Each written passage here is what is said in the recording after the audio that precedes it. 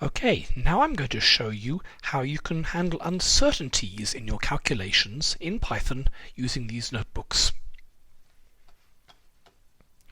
This is, in my opinion, the easiest way to deal with uncertainties. Now the first step is going to be you need to install and import the uncertainties package. Treat this as basically a magic incantation. You just use these commands shown here and shift enter it. This will take a bit longer to run because it has to go into the web to find the uncertainties package and install it.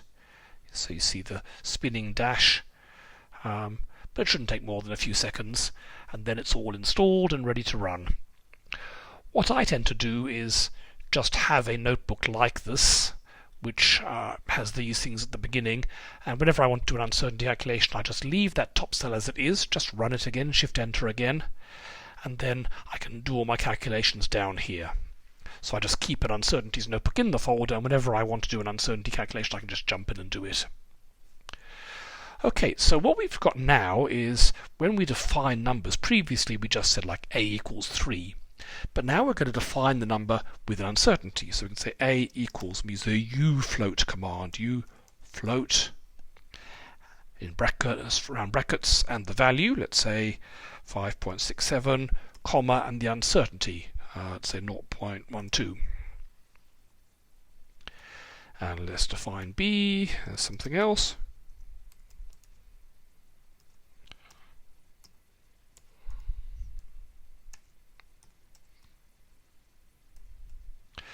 Okay, so now we've got these two things, and if we look at the values, you see the values now have both a value and an uncertainty. And now we can just do maths with them like we did with just normal numbers. So we can have a times b,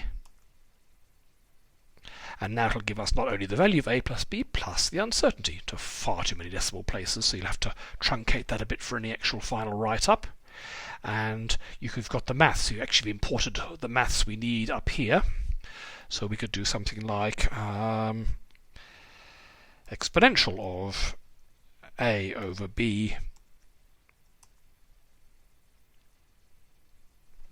and it will give us once again the number plus or minus the uncertainty. Once again with far too many significant figures, so if you're actually quoting it in a final thing you might want to get rid of some of those.